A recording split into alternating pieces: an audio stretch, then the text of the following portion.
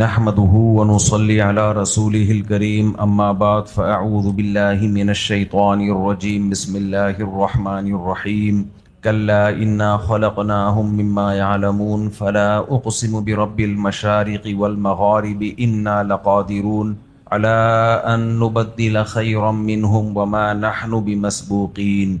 اس وقت دنیا میں الحاد بہت تیزی سے پھیل رہا ہے، مذہب بیزاری، کیونکہ ترقی کا دور ہے نا، تو ہر شخص کہتا ہے کہ بھئی لاجک کی بات کرو، مذہب لاجک کی بات نہیں کرتا، مذہب کی باتیں مرنے کے بعد کی باتیں ہیں، فرشتوں کی، جنات کی، جو کوئی نظر نہیں آتے۔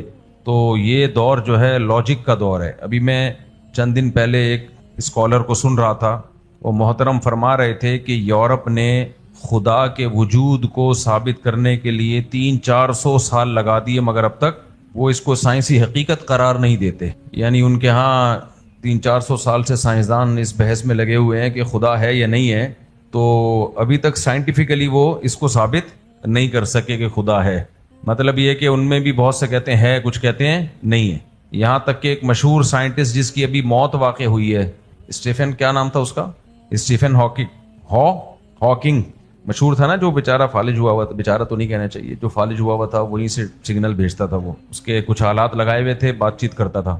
تو اتنا بڑا سائنٹسٹ گزرا ہے اسٹیفن ہاکنگ، مجھے اس کا پہلا نام یاد رہ گیا، اسٹیفن اگلا یاد نہیں ہو رہا تھا۔ تو اتنا بڑا سائنٹسٹ، فزکس میں بے انتہا ایکسپرٹ تھا وہ، تو اس نے تو بالکل ہی انکار کر دیا کہ خدا ہے ہی نہیں۔ تو اتنے بڑے بڑے سائنسدان، اتنے پڑھے لکھے لوگ خدا کو نہیں مانتے۔ پھر آگے جو مذہب کی باتیں ہوتی ہیں، مذہب کی باتیں بھی میں لوگوں کے کمنٹس دیکھتا ہوں، میں ہر طرح کے طبقے کو سنتا ہوں، مجھے پتہ چلتا ہے پبلک جا کس طرف کو رہی ہے۔ کچھ باتیں لوگوں کی زبان میں نہیں ہوتی، دل میں ہوتی ہیں، وہ زبان پہ نہیں لاتے، لیکن ان کے دل میں وہ وسوسے ہوتے ہیں، جو وسوسے ان کو عمل سے روک لیتے ہیں۔ دیکھو، مذہب آپ سے بہت زیادہ قربانی لیتا ہے۔ جب انسان کو کسی ٹریک کے صحیح ہونے کا 100% یقین نہیں ہوگا، تو اگر وہ ٹریک آسان ہے تو چلا جائے گا، مشکل ہے تو کبھی بھی نہیں جائے گا، مشکل ہے تو کبھی بھی نہیں جائے گا۔ ایک دشوار گھاٹی ہے جہاں سے آپ نے گزرنا ہے، کانٹے بھی ہیں اس میں، ڈر بھی ہے کوئی ڈاکو نہ کھڑے ہوئے ہوں، اور یہ بھی خطرہ ہے کہ کوئی جنگلی جانور نہ کھا جائے آپ کو۔ تو آپ کبھی رسک لوگے اس راستے پہ چلنے کا؟ کبھی بھی نہیں لوگے۔ لیکن اگر کوئی آپ کو بتا دے کہ اس راستے پہ چلے بغیر تم کامیاب نہیں ہو سکتے، یہاں سے تمہیں گزر کے ہر قیمت پہ جانا پڑے گا، ورنہ یہیں شیر آ کے تمہیں کھا جائے گا، ڈاکو مار دیں گے، یہاں تو پھر بھی چانس ہے کہ شاید بچ کے نکل جاؤ۔ لیکن جس جگہ تم کھڑے ہوئے ہو، یہ وہ جگہ ہے جہاں موت یقینی ہے، یہاں بم پھٹنے والا ہے، ایک مثال دے رہا ہوں، یہاں ڈاکو آنے والے ہیں۔ اس راستے پہ چلو گے تو شاید بچ جاؤ۔ اور آسان مثال دے دیتا ہوں، ڈاکٹر بعض دفعہ ہارٹ کا آپریشن کرتے ہیں پیشنٹ کا، پیشنٹ کہتا ہے کہ ڈاکٹر صاحب ایسا تو نہیں ہے کہ میں آپریشن کے دوران مر جاؤں؟ ڈاکٹر کہتا ہے اس بات کا امکان ہے۔ بہت سے لوگوں کو جب بے ہوش کیا جاتا ہے وہ ہوش میں نہیں آتے۔ بے ہوش کرنے والا جو ڈاکٹر ہے نا، اس کی تنخواہ ٹھیک ٹھاک ہوتی ہے، حالانکہ اس نے ایک ٹیکہ ہی ٹھوکنا ہوتا ہے آ کے، لیکن ٹھیک ٹھاک پیسے ہوتے ہیں۔ میں نے ایسے ڈاکٹر سے پوچھا آپ لوگ کے اتنے پیسے کیوں ہوتے ہیں؟ آپ کا تو کوئی کام ہی نہیں، آ کے ٹھوک دیا ٹیکہ، نکل لیا پتلی گلی سے۔ کہتے ہیں بات یہ ہے کہ اس بندے کو ہوش میں لانا ہماری ذمہ داری ہے۔ تو بے ہوشی ایک خطرناک عمل ہے، اس میں جانے کے بعد خطرہ ہوتا ہے مر نہ جائے، کومے میں نہ چلا جائے۔ تو ہماری ذمہ، یہ رسپانسبلٹی کے پیسے لیتے ہیں ذمہ داری کے، کہ یہ ہوش میں تو گیا ہے، واپس بھی آئے گا، یہ ایسا نہ ہو کہ آخرت میں ہی اٹھے ہی ہے۔ تو ذمہ داری اس کی بہت زیادہ ہوتی ہے۔ تو ڈاکٹر بعض دفعہ آپریشن کرتے ہیں پیشنٹ کا، پیشنٹ ان سے پوچھتا ہے کہ ڈاکٹر صاحب میں بچ جاؤں گا؟ تو ڈاکٹر کہتا ہے بھائی یہ ہارٹ کا آپریشن ہے، پوری پسلیاں کھلیں گی آپ کی، بے ہوش بھی ہوگے، رسک ہے، مر سکتے ہو۔ کئی لوگ آپریشن تھیٹر گئے، اچھے بھلے فٹ فاٹ تھے، واپس ہی نہیں آئے وہاں سے۔ ہمارے بھی جاننے والوں کے ساتھ ایسا ہوا، فٹ فاٹ گھوم رہے تھے، ڈاکٹر نے کہا آپریشن ہوا تو آپریشن میں انتقال کر گئے وہ۔ اب ایسا نہ ہو کوئی آپ کے پیشنٹ کا آپریشن ڈاکٹر نے بتایا تو آپ گھبرا جائیں۔ تو اب جب آپ ڈاکٹر سے کہتے ہیں کہ ڈاکٹر صاحب آپریشن میں مرنے کا رسک ہے، تو ڈاکٹر اگر یہ کہے نا کہ آپریشن نہیں کرایا تو 100% موت ہے، تو پھر آپ یہ رسک لیتے ہو۔ ڈاکٹر کہتا ہے اگر نہیں کرایا تو 100% کیا ہے؟ آپ کی بیماری اتنی خطرناک ہے کہ پھر تو 100% موت ہے۔ آپ کا جو ہارٹ ہے نا، اس کی تو جو نسیں وہ تو بالکل بلاک ہو چکی ہیں 100%، یہاں پھر بھی چانس ہے کہ شاید بچ جاؤ۔ کل ہمارے ایک دوست آئے، انہوں نے دماغ کا آپریشن کروایا، فٹ فاٹ ہو گئے الحمدللہ۔ تو کہہ رہے ہیں مجھے ڈاکٹر نے کہا تھا کہ رسک ہے، موت بھی ہو سکتی ہے، رسک ہے، لیکن رسک لیا انہوں نے کیونکہ بیماری اتنی خطرناک تھی, ٹھیک ہو گئے. تو جب انسان رسک وہاں لیتا ہے جہاں اس کو 100% یقین ہوتا ہے کہ میں جو کام کرنے جا رہا ہوں وہ کام 100% درست ہے, ورنہ کبھی بھی اپنی جان کو تکلیف میں نہیں ڈالتا انسان. اب آپ مجھے ایک بات بتاؤ, مذہب میں کتنی ساری پابندیاں ہیں, بہت ساری پابندیاں ہیں. ایک کافر کی زندگی اور مسلمان کی زندگی 180 ڈگری پہ ہوتی ہے, ان میں فرق. ایک کافر کی زندگی میں اور مسلمان کی زندگی میں کتنا فرق ہے, 180 ڈگری. حتیٰ کہ جو گنہگار مسلمان بھی ہے نا, وہ بھی کچھ نہ کچھ لمٹ میں گناہ کر رہا ہوتا ہے. بے لگام بالکل وہ بھی نہیں ہوتا, وہ بھی کچھ نہ کچھ لمٹ میں ہوتا ہے کہ کچھ گناہ کرتے ہوئے ڈر رہا ہوتا ہے. ہمارے حضرت فرمایا کرتے تھے, نیک آدمی سے اگر گناہ ہوتا بھی ہے نا تو اللہ کا خوف, ضمیر کی ملامت اس گناہ کے مزے کو کرکرا کر دیتی ہے, اس گناہ کی لذت کو کرکرا. یہ بالکل ایسا ہی ہے جیسے آپ مزے کی مٹھائی کھا رہے تھے اور کسی نے بتا دیا کہ بھائی اس مٹھائی کو فلاں فلاں آدمی نے کھایا تھا, اس کا بیمار ہو گیا وہ. اب آپ کو بہت بھوک لگ رہی ہے, کھا تو لوگے لیکن مزہ کیا ہو جائے گا, کرکر. جو پہلے مزہ آ رہا تھا وہ نہیں آئے گا, یار پتہ نہیں پیٹ خراب ہو جائے, کوئی اس میں کوئی غلط چیز ڈلی ہوئی ہو. تو یہ اور آسان مثال دیتا ہوں. چند سال پہلے خبر آئی تھی نا, لاہور میں گدھوں کا گوشت کھلایا گیا ہے. اب پتہ نہیں خبر صحیح تھی غلط تھی, ان دنوں میں, اب نہیں کھلایا جاتا لاہور میں, ایسا کچھ بھی نہیں ہے. خبر آئی تھی چند سال پہلے, اب مجھے نہیں پتا یہ خبر صحیح تھی غلط تھی, فرض کر لیتے ہیں ٹھیک تھی. آپ ہوٹل میں بیٹھے ہوئے تکے کھا رہے ہو, کباب کھا رہے ہو, بڑے مزے مزے کی بہاری بوٹیاں, مزے لے لے کے نیمبو نچوڑ کے کسی نے کان میں بتایا کہ گدھا کاٹا ہے. اب آپ کو یقین تو نہیں ہے کہ یہ جو گوشت مجھے کھلایا جا رہا ہے یہ گدھے کا ہے, لیکن جو چٹخارے لے کے کھا رہے تھے وہ مزہ اب آئے گا ہے بھائی, وہ مزہ کرکرا ہو جائے گا. وہ مزہ کیا ہو جائے گا, کرکرا کے. یار کھا تو رہا ہوں, پتہ نہیں گدھے کا تو نہیں ہے, کہیں گدھے کا تو نہیں ہے یہ. تو حضرت فرمایا کرتے تھے ہمارے کہ مسلمان سے اگر گناہ ہوتا بھی ہے نا, خدا کا خوف اور یہ ملامت کے کام تو غلط کر رہا ہے, اس کو اس گناہ میں وہ لذت نہیں آتی ہے جو کسی کافر کو آتی ہے, کسی کافر کو آتی ہے. وہ تو خوش دلی کے ساتھ کر رہا ہوتا ہے. تو کتنی ساری پابندیاں اسلام نے لگائی ہیں. یہ پابندیوں پہ عمل نہیں ہو سکتا اگر آپ کنفیوزڈ ہوگے, آپ کے دل میں وسوسے ہوں گے, شک ہوں گے کہ پتہ نہیں یہ مذہب درست بھی ہے یا نہیں ہے, پتہ نہیں اسلام کی تعلیمات ٹھیک ہے بھی نہیں ہے بھی یا نہیں ہے. جب بہت زیادہ لوگوں کو پڑھتا ہے نا انسان تو بھی کنفیوز ہو جاتا ہے, یہ بھی ذہن میں رکھو. ایک دفعہ اہل حق علماء سوچ سمجھ کے متعین کر لینے چاہیے, پھر انہی کو پڑھنا چاہیے. یا تو کسی نے ریسرچ کا کام کرنا ہو تو ایک الگ بات ہے, بات سے بات نکلتی ہے. کل ہمارے ایک دوست آئے, وہ ملحدین کو بہت سنتے تھے, ہیں بڑے دیندار, نیک, داڑھی ماشاءاللہ, نماز کے پابند, اللہ نے پیسہ بھی دیا اور جوان بھی ہیں ماشاءاللہ اور دیندار بھی ہیں, تو ایجوکیٹڈ آدمی ہیں, پڑھے لکھے ہیں. مجھے کہنے لگے میں نے جو ایتھیسٹ ہیں نا, ملحدین ہیں اور جو اسلام کے خلاف باتیں کرتے ہیں, ان کو سننا چھوڑ دیا میں نے. میں نے کہا کیوں؟ کہہ رہے ہیں بلا وجہ کے وسوسے پیدا ہوتے ہیں. یہ بالکل درست بات ہے. آپ اگر ہر ایک کو سننا شروع کرو گے نا, حالانکہ ان کے دلائل مضبوط نہیں ہوتے, آپ کو ان کے جوابات بھی ہوتے ہیں, لیکن انسان کی نیچر ہے, جو چیز سنتا ہے نا, چاہے وہ 100% غلط ہو, اس کو یقین بھی ہو غلط ہے, لیکن اس کا اثر اس کی کھوپڑی پہ پڑتا ہے, اور عمل میں پھر وہ طاقت نہیں رہتی, وسوسے پیدا ہونا شروع ہو جاتے ہیں. ایک ڈاکٹر کی میں تین ویڈیوز دیکھتا ہوں یوٹیوب اور سوشل میڈیا پہ نا, 3 قسم کی جو زیادہ تر ہوتی ہیں, یعنی جس سے کچھ سیکھا. نمبر 1 میڈیکل سائنس کی, نمبر 1 ناسا کی, نمبر 3 جو مذہبی ہوتی ہیں, یعنی جن کا مذہب سے تعلق ہے, چاہے وہ مذہب کے خلاف ہوں یا مذہب کے فیور میں ہو, جیسے ملحدین ہیں یا مستشرقین اس ٹائپ کے جو لوگ. چوتھی تھوڑی بہت مزاح, طنز و مزاح کی جو ہوتی ہے نا, وہ آج کل ایک بڑی زبردست آئی ہوئی تھی. وہ بیگم کو شوہر کہہ رہا ہے, شوہر جو ہے نا موبائل لے کے بیٹھا ہوا ہے, بیگم اس کے پاس آئی, کیا زمانہ ہے, اور آج کل جو ہے وہ میاں کے پاس بیوی سے بات کرنے کا ٹائم ہی نہیں ہے, رشتے ناتے اس موبائل نے ختم کر دیے ہیں, اور بالکل رشتے وہ رہے نہیں ہیں. شوہر نے کہا ہاٹ اسپاٹ میں آن کر رہا ہوں, بیوی نے کہا اچھا ٹھیک ہے. سمجھ میں آ رہی ہے بات؟ اس میں دکھایا گیا بیوی کو اس کی تکلیف نہیں ہے کہ موبائل میں لگا ہوا ہے, اس کی یہ کہ میرا وائی فائی کام نہیں کر رہا ہے. یعنی اس میں میسج یہ دیا ہے کہ دونوں کمبخت ایک دوسرے کو بھول کے موبائل سے محبت کر بیٹھے ہیں. بالکل صحیح ہے. اگر بیوی کو شکایت ہو رہی ہے نا میاں موبائل میں لگا رہتا ہے, تو وہ اس لیے شکایت ہو رہی ہوتی ہے کہ وہ ابھی موبائل سے فارغ ہو چکی ہے, اور شوہر کو شکایت ہوتی ہے بیوی موبائل میں لگی ہوئی ہے, وہ موبائل سے یا تو تھک چکا ہوتا ہے یا اس کا ڈیٹا ختم ہو چکا ہوتا ہے. ورنہ دونوں کے ہاتھ میں موبائل پکڑا دو, 10 سال میں ایک بچہ بھی پیدا نہیں ہوگا, یہ بتا دوں میں آپ کو. نوبت ہی نہیں آئے گی, موبائل میں ہی دیکھتے رہیں گے سارا دن ساری رات. وہ تو نیٹ ورک ہمارے یہاں لوڈ شیڈنگ ہے, کبھی وائی فائی کام نہیں کر رہا, کبھی لائن میں کچرا آ گیا وغیرہ وغیرہ, تو پھر ایک دوسرے سے سلام دعا ہو جاتی ہے, اور بیگم کے سلسلے میں آنا ہوا, کیسے ہوئی تھی ہماری شادی وغیرہ وغیرہ. تو وہ خیر یہ اس ٹائپ کے لطیفے نا ایک میسج دے رہے ہوتے ہیں. اس ٹائپ کے لطیفے کیا دے رہے ہوتے ہیں, اسے دماغ بھی فریش ہو جاتا ہے.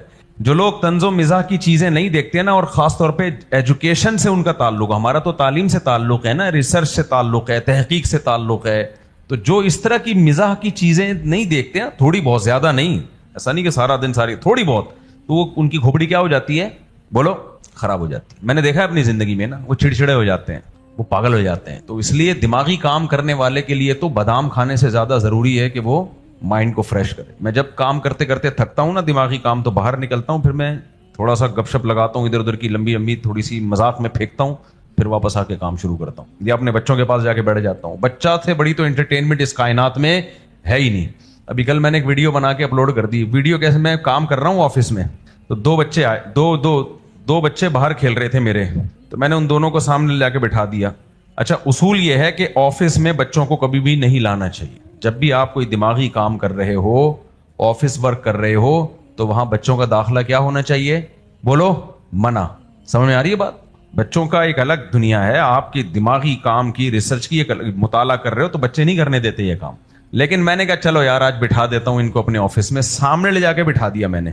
تو انہوں نے حرکت کیا شروع کر دی, تھوڑی دیر تو چپ کر کے بیٹھے رہے نا, مجھے ایسے لگ رہا تھا جیسے مجھ سے مسئلہ پوچھنے کے لیے آئے ہوئے ہیں.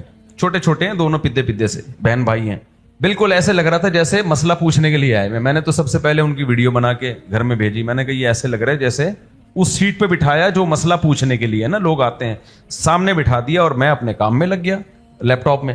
تو بچہ تھوڑی دیر تو سکون سے بیٹھتا ہے, اس کے بعد وہ بچہ نہیں ہے جو جس کی ہڈی میں چین ہو, وہ کہاں بیٹھ سکتے تھے سکون سے. ان کو میں نے کہا بیٹھا. تھوڑی دیر میں کیا ہوا, جو بڑی بہن تھی چھوٹی, اس نے بولا کہ میں جہاز اڑا رہی ہوں. اس نے ہوں سیٹ پہ نا جہاز اڑانا شروع کر دیا. اس کے ساتھ جو بیٹھا ہوا تھا اس نے مائک لے کے نا اناؤنسمنٹ شروع کر دی. پائلٹ بھی یہی, ایئر ہوسٹس بھی یہی, کنڈکٹر بھی یہی, ٹکٹ بھی یہی, کھانا بھی. میں آدھا گھنٹہ ہو گیا, میں نے کہا ان کو ہو کیا گیا ہے. اچھا, وہ چھوٹا بھائی اس کا بولتا ہے کہ اب جہاز اتارو. اس نے کہا نہیں, ملا میاں کے گھر جا رہے ہیں عمرہ کرنے کے لیے نا, ملا میاں کے گھر جا رہے ہیں, اب گھر بہت دور ہے, ٹائم لگے گا جہاز. اس کو بچی کو یہ تھا کہ جہاز اتار دیا تو کھیل ہی ختم ہو جائے گا نا سارا. تو میں نے کہا یار اس سے بڑی انٹرٹینمنٹ کوئی ہے. وہ بالکل سچی مچی کے پائلٹ بنے ہوئے ہیں, اور وہ بچی ایئر ہوسٹس بنی ہوئی ہے. اس کو کھانے کا پوچھ رہی ہے, کھانا کھائیں گے آپ, بالکل جیسے ایئر ہوسٹس نہیں پوچھتی تمیز سے, کھانا کھائیں گے آپ. وہ پدا صاحب بول رہے ہیں ہاں کھاؤں گا. کیا کھائیں گے آپ؟ پھر کھچڑی بنا, حالانکہ جہازوں میں کھچڑی نہیں ہوتی. تو اس لیے میں کہتا ہوں میرے بھائی, انٹرٹینمنٹ چاہیے نا تو بچے اپنے ہوں, دوسروں کے نہیں اچھے لگتے. لوگ دوسروں کے بچوں کو دیکھ دیکھ کے کہتے ہیں ہمیں تو نہیں بتا بھی اچھا لگ رہا. بھائی صاحب وہ دوسرے کے ہیں, اپنا ہوتا ہے. خدا کی قسم اس سے بڑی تفریح دنیا میں کوئی ہے نہیں. جمعے کی نماز پڑھ کے میں گھر گیا تو میرے 3 چھوٹے بچے اور بچیاں ٹوپی پہن کے جمعے کی گھر میں تیاری کر رہے ہیں. ایسا لگ رہا تھا جیسے کوئی بزرگان دین ہو اور خطبہ دینے کی تیاری ہو رہی ہو. تو بچوں کو گھر میں رکھو میرے بھائی, یہ فیملی پلاننگ کی لعنت سے اپنے آپ کو بچاؤ, اپنی زندگیوں کی رونق کو ختم مت کرو. تو آپ چلو چھوڑو, پھر یہ ٹاپک میرا چینج ہو جاتا ہے. خیر, تو جو دماغی کام کرنے والے لوگ ہیں ان کے لیے ذہنی تفریح بہت ضروری ہے. لوگ سارا فوکس بادام کو کرتے ہیں کہ بادام کھاؤ دماغ تیز ہوگا. نہیں, وہ ہوگا تیز, میں نہیں کہہ رہا. سب سے پہلے کیا ہے, خوش رہنا سیکھو. کیا سیکھو؟ خوش رہنا سیکھو. تو خوشی کے لیے جائز انٹرٹینمنٹ ہی ہوگی نا, یا بچے ہوں گے اپنے. بچے جو ہے نا, بچے کیا ہیں, بچے بڑے خاندانی ہوتے ہیں. خیر یہ جو, تو میں وہ جلدی سے موضوع کی طرف آؤں. تو میں کیا کہہ رہا تھا, ہاں میڈیکل سائنس کی ہو گئی, یا یہ کہ یہ جو ناسا واسا کی ہوئی ہے, مجھے فلکیات کا بڑا شوق ہے. خیر, تو اب وہ ڈاکٹر ایک زبردست بات کر رہے تھے, ڈاکٹر صاحب. وہ بات تو ڈاکٹر صاحب کی ہے, لیکن وہ مذہب پہ بھی فٹ بیٹھتی ہے. ڈاکٹر صاحب کی بات ہے, لیکن وہ فٹ کس پہ بیٹھتی ہے؟ مذہب کی. وہ ڈاکٹر اصل میں یہ بتا رہے تھے کہ میٹھا کم کھانا چاہیے, چینی کم کھانی چاہیے, کوکنگ آئل کا استعمال کم کرنا چاہیے. یہی تحقیق ہے نا آج کی دنیا میں, ریسرچ یہی ہے نا بھائی. 3 قسم کی چیزیں ہیں جنہوں نے بیماریوں کا ریشو بے تحاشا بڑھا دیا ہے.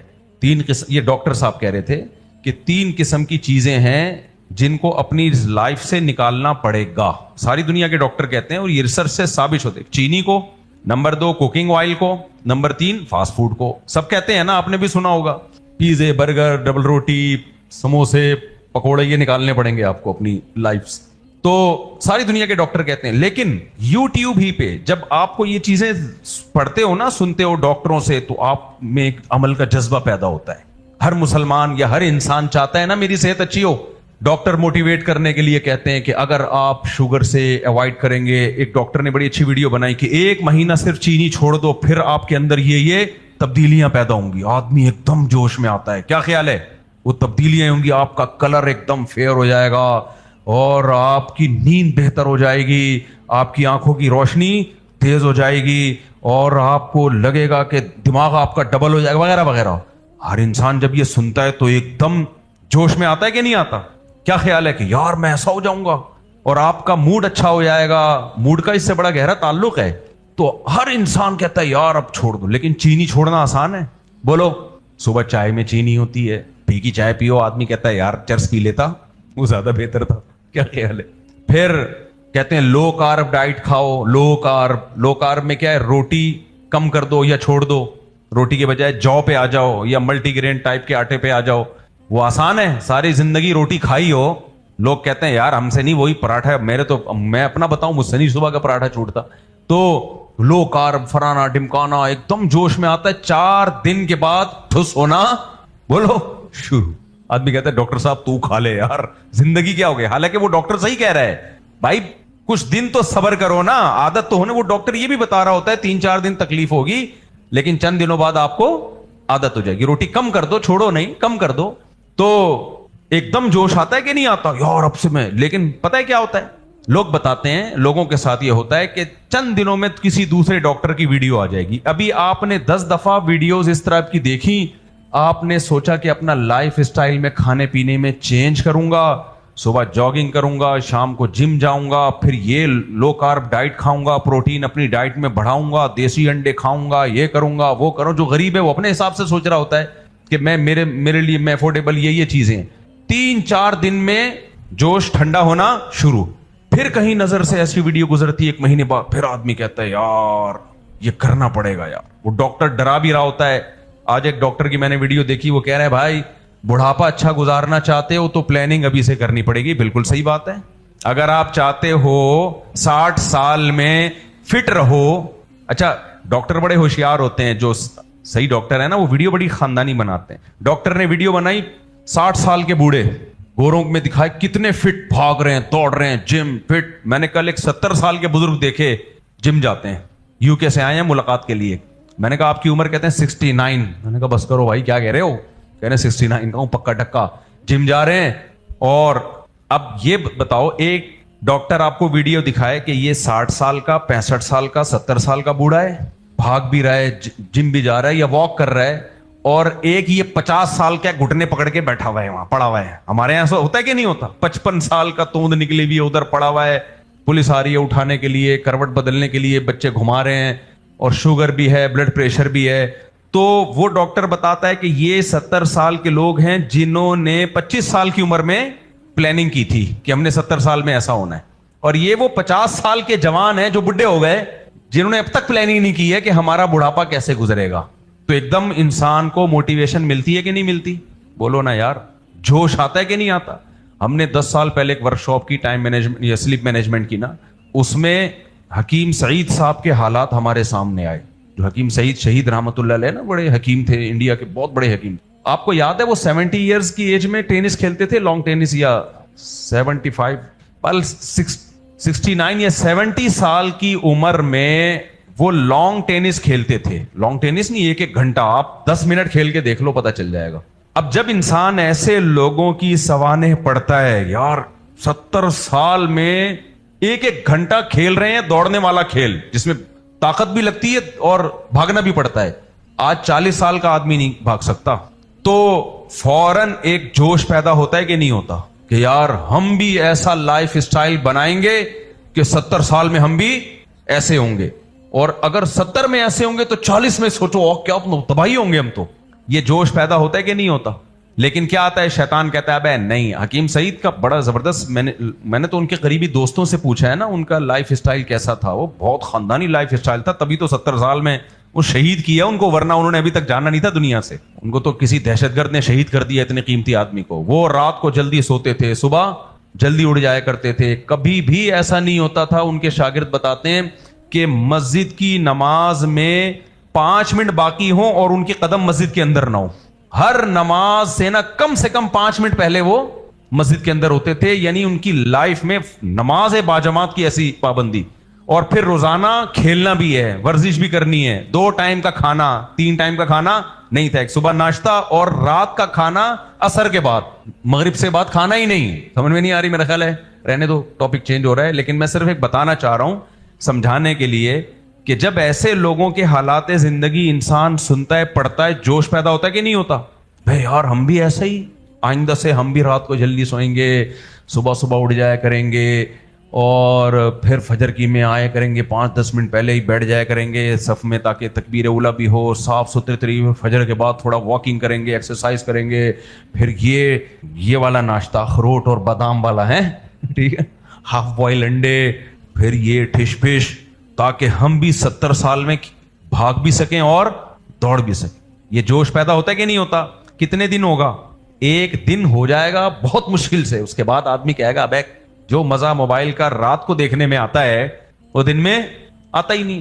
ایک صاحب مجھے کہنے لگے میں تو لیٹتا ہوں تو موبائل دیکھتا ہوں یار, ایسا مزہ آتا ہے رات کو, پھر نیند اڑ جاتی ہے, اس سے بیڑا غرق ہو جاتا ہے نیند کا. تو 1 دن 2 دن جوش پیدا ہوتا ہے, پھر جوش ٹھنڈا ہونا شروع ہو جاتا ہے. پھر چند دن بعد انسان کو خیال آتا ہے, دیکھتا ہے میری توند نکل رہی ہے, میں تھکا تھکا سا رہتا ہوں, میرے فلانی جگہ پین, اور مفتی صاحب 4 شادیوں کی بات کرتے ہیں, لیکن وہ پچھلے سال جو بیان سننے میں مزہ آتا تھا, اس سال وہ مزہ, جذبات ہی نہیں رہے نا. پچھلے سال بس 4 شادی کا لفظ سنتے تھے, ایک دم ایک جوش پیدا ہوتا تھا, پتہ نہیں عجیب سے. بھائی ایک بوڑھے آدمی کو آپ 18 شادیوں کی بھی بات کرو, وہ کیا کہے گا یار, وہ تو کہے گا یار چھوڑ یار کوئی اور ٹاپک. تو یہ بھی تو جوان ہونا ضروری ہے نا. بات سنتے ہی ایک دم انسان ایک دم ایک خوشی محسوس ہوتی ہے, تو اس کے لیے بھی تو صحت ہوگی تو خوشی محسوس ہوگی نا. کیا خیال ہے؟ پیاسے کے سامنے آپ پانی کی بات کرو گے تو اس کو پانی کی بات سننے میں بھی مزہ آئے گا.